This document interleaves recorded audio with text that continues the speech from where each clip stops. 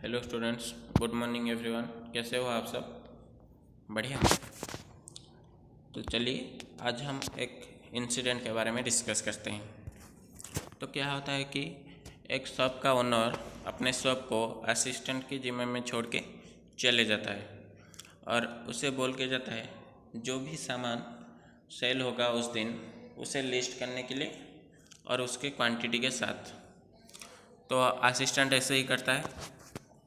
फिर जब कुछ देर बाद ओनर रिटर्न करता है तो वो देखता है कि असिस्टेंट ने जो भी मटेरियल्स बेचे हुए हैं वो सबको लिस्ट किया है क्वांटिटी के साथ, लेकिन वो एक दो बार जो बेचे हुए थे उसे ऐड करके भी लिखा हुआ था, लेकिन उनमें से क्या हुआ, कुछ डिजिट्स जो कैलकुलेशन में नंबर्स का कुछ डिजिट हुए वो क्लियरली विजिबल नहीं था। तो उन्होंने असिस्टेंट को पूछा, लेकिन असिस्टेंट याद नहीं कर पाए कि कितने अंडे वो बेचे थे और वो जो डिजिट्स थे उन्हें भी वो रिकॉग्नाइज नहीं कर पाया कि वो कौन सा डिजिट है। तो फिर उन्होंने बहुत सोचे लेकिन वो उसे सॉल्व नहीं कर पाए। तो जो कैलकुलेशन था कुछ ऐसे था, तो फिर जो ये डिजिट जो था उन्हें वो रिकॉग्नाइज नहीं कर पा रहे थे। प्लस 30 इज इक्वल टू, फिर ये एक डिजिट जो रिकॉग्नाइज नहीं कर पा रहे थे 4, ऐसे लिखा हुआ था। तो अगर आप उस जगह पे होते क्या आप उसे सॉल्व कर पाते? नहीं। कोई बात नहीं। तो आज हम नंबर्स पजल के बारे में जानेंगे जिससे आपको ये सॉल्व करना आ जाएगा। इससे पहले हम जनरल फॉर्म ऑफ नंबर के बारे में देखेंगे और नंबर्स के साथ कुछ ट्रिक्स के बारे में बात करेंगे। ओके, तो चलिए जानते हैं जनरल फॉर्म होता क्या है नंबर्स का। तो इसके लिए हम एक एग्जाम्पल ले लेते हैं 35। तो ये जो 35 हम लिखते हैं, पहले 3 एंड सेकंड 5 ऐसे क्यों लिखते हैं? क्यों हम 5 के बाद 3 नहीं लिख सकते? तो चलिए 35 को थोड़ा और ज़्यादा से समझते हैं। तो 35 जो है वो 2 डिजिट नंबर है। तो 2 डिजिट नंबर जो है उनका पोजीशन जो है अलग है, पहले 3 है एंड देन 5, और जिस प्लेस पे वो है उनका वैल्यू भी अलग है। जैसे कि 5 जिस पोजीशन पे है उसका वैल्यू 1 है और 3 जिस पोजीशन पे है उसका वैल्यू 10 है, और 5 के 1 की प्लेस रहने की वजह से उसका वैल्यू 5 गुना बढ़ गया है। ऐसे ही 10th पोजीशन पे 3 रहने के वजह से उसका भी वैल्यू 10 गुना बढ़ गया है।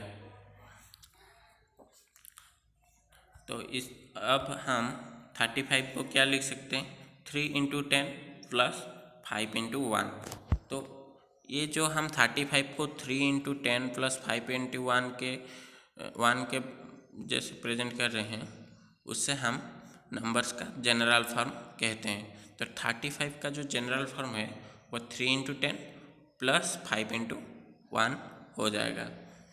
और यहाँ पे जो 3 एंड 5 है, अगर उनका वैल्यू के बारे में पूछा जाए तो क्या होगा? 5 का वैल्यू तो 5 है, 3 का वैल्यू तो 3 है, लेकिन अगर 35 में 5 का वैल्यू पूछा जाए वही 5 रहेगा, क्योंकि उसका जो पोजीशन है उसका वैल्यू भी 1 है। लेकिन अगर 3 का वैल्यू प्लेस वैल्यू हमें पूछा जाए 35 में तो ये 30 हो जाएगा, क्योंकि 3 जो जिस पोजीशन पे है उसका वैल्यू 10 है, इसीलिए 3 का प्लेस वैल्यू 10 टाइम्स हो जाएगा 3 का। ओके, तो और एक एग्जांपल हम ले लेते हैं 73। तो 73 का जनरल फॉर्म कैसे हो जाएगा?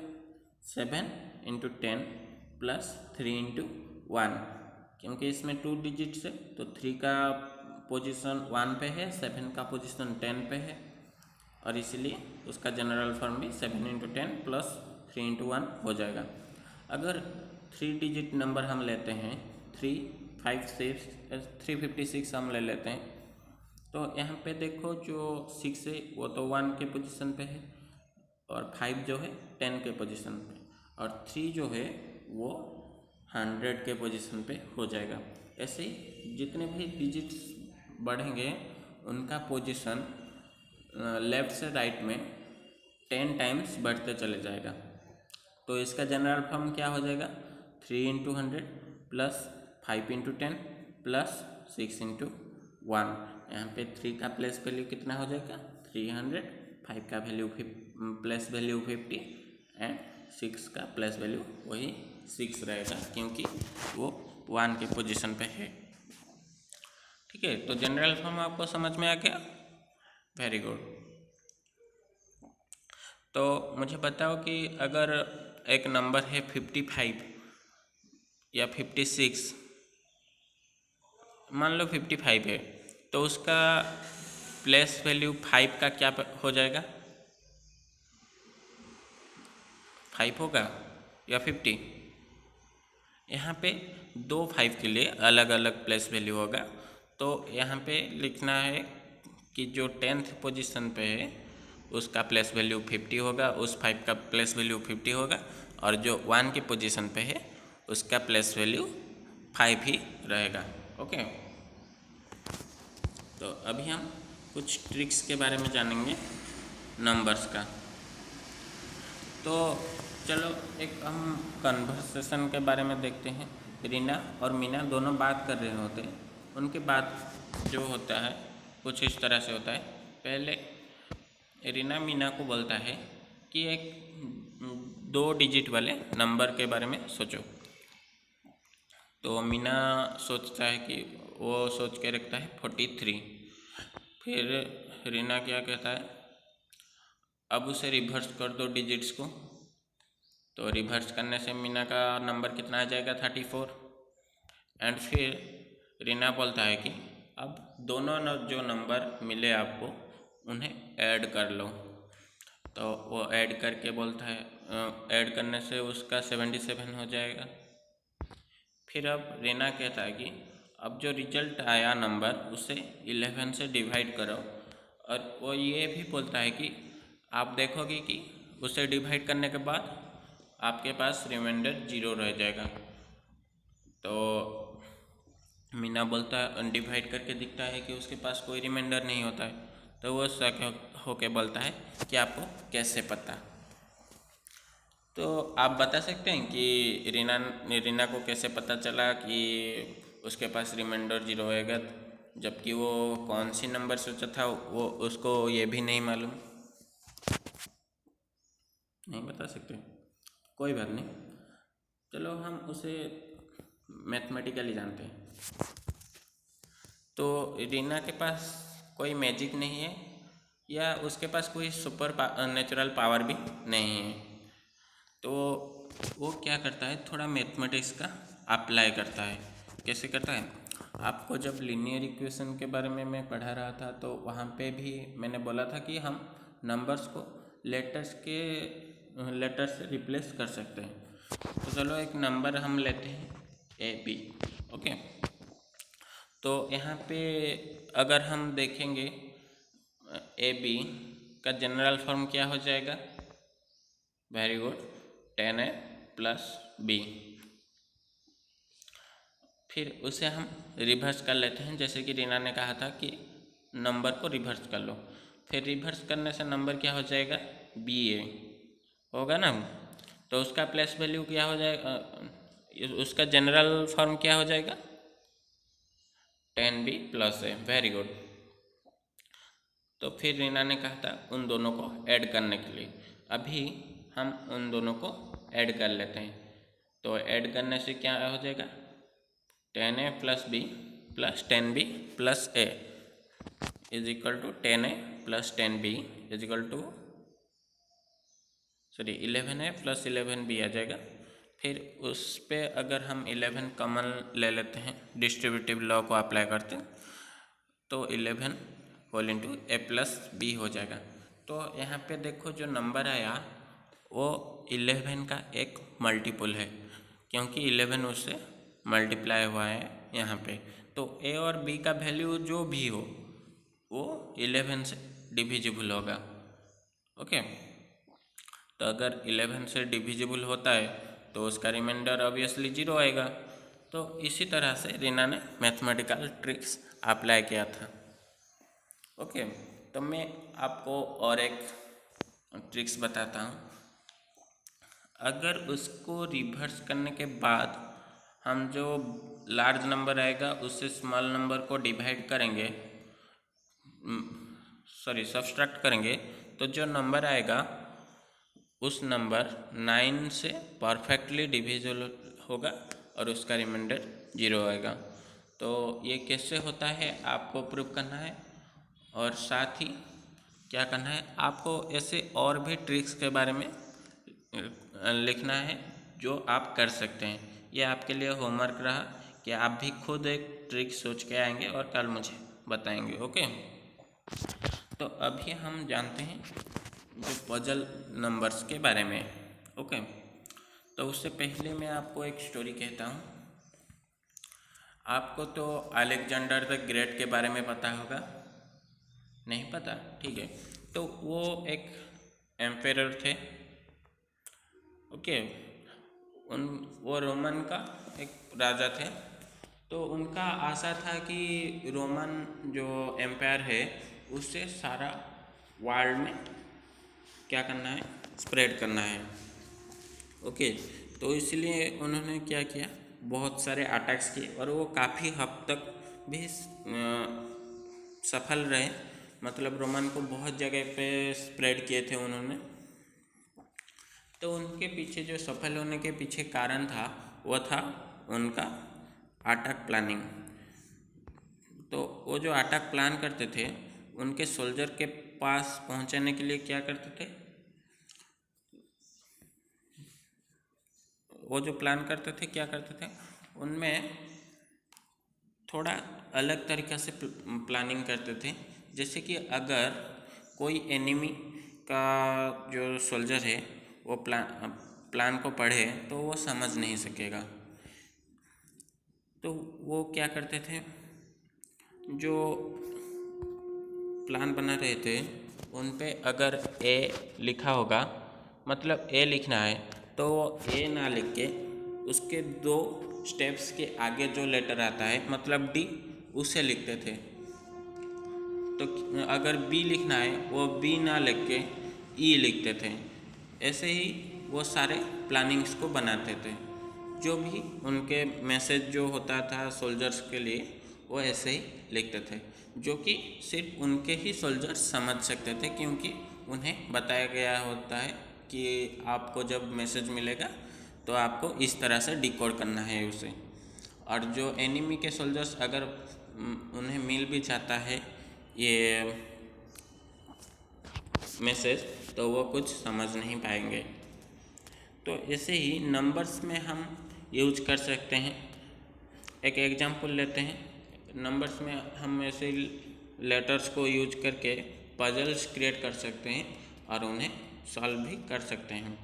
तो एक एग्जांपल ले लेते हैं, जैसे कि 3a + 45 इज इक्वल टू क्या आता है, b2 आता है।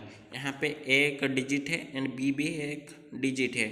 ओके, मतलब यहाँ पे 3 × a नहीं हुआ है, सिर्फ 3a का मतलब जैसे कि 45 में 4 एक डिजिट है, 5 एक डिजिट है, ऐसे ही 3a में 3 एक डिजिट है एंड a एक डिजिट है, और b2 में b एक डिजिट है और 2 भी एक डिजिट है। तो यहाँ पे देखो जो नंबर्स हैं उन्हें पजल करके बताया गया है 3, और जो डिजिट है उसे हम ए लिखे हुए हैं यहाँ पे पजल क्रिएट करने के लिए। ठीक है, और जो रिजल्ट्स भी आया है वो भी पजल की तरह दिया गया है बी, जिसके वैल्यू हमें निकालना है। तो इसे हम 2 तरीके से सॉल्व कर सकते हैं, एक हिट एंड ट्रायल मेथड से और दूसरा लॉजिकल मेथड से। जो हिट एंड ट्रायल मेथड है उस पर हमें ट्रायल करना है, पहले 1 फिर 2 फिर 3 ऐसे ही एक एक करके देखना है, जहाँ पे लग गया सही हो गया उससे हम सही आंसर मान लेंगे। लेकिन ये जो मेथड है थोड़ा क्या टाइम टेकिंग मेथड है और कन्वीनियंट भी नहीं है उतना, लेकिन लॉजिकल मेथड से हम बहुत कम टाइम पे सॉल्व कर सकते हैं इसे। तो चलिए देखते हैं लॉजिकल मेथड से हम इसे कैसे सॉल्व कर सकते हैं। तो ऐसे देखो 3a + 45 bye a = b2 answer हमारा आया है। तो अगर हमें हिट एंड ट्रायल मेथड को यूज़ करके सॉल्व करना है तो a के जगह हम 1 लेंगे, फिर 2 लेंगे, फिर 3 लेंगे, ऐसे ही लेके देखेंगे तो बहुत टाइम लगेगा। लेकिन लॉजिकल मेथड कैसे होगा, हमें तो एडिंग आता है, तो एडिंग हम कैसे करेंगे, 5 के साथ a को ऐड करेंगे तो जो फर्स्ट डिजिट है रिजल्ट का आ जाएगा। तो 5 के साथ ऐसे कौन सा नंबर ऐड करने से 2 आता है, 5 के साथ 7 ऐड करने से 12 आता है, जिसका कि डिजिट जो 1 का 1 प्लस फर्स्ट पोजीशन पे डिजिट 2 है, तो a का वैल्यू 7 हो जाएगा। तो अगर a का वैल्यू 7 होता है तो 3a के हम रिप्लेस कर सकते हैं 37 से। तो यहाँ पे 37 आ गया, तो 7 + 5 12 आता है, जिससे 2 रहता है क्योंकि वो फर्स्ट पोजीशन पे है और 1 हमारा कैरी रहता है। फिर 4 + 3 7 + 1 = 8, मतलब यहाँ पे b के जगह हम 8 लिख सकते हैं, b का वैल्यू 8 हो गया है अब। तो अभी हम b2 को रिप्लेस कर सकते हैं 82 में। ओके, तो यहाँ पे 82 आ गया। ओके, तो ऐसे ही हम और भी नंबर्स को सॉल्व कर सकते हैं। जैसे कि अब हम सॉल्व कर सकते हैं जो शॉपकीपर की डाउट मतलब एराइज हुआ था, उनके जो प्रॉब्लम एराइज हुआ था, तो वो कैसा था 2, फिर इस जो विजिबल नहीं था, क्लियरली विजिबल नहीं था डिजिट, उसे हम ए लिख सकते हैं, फिर 30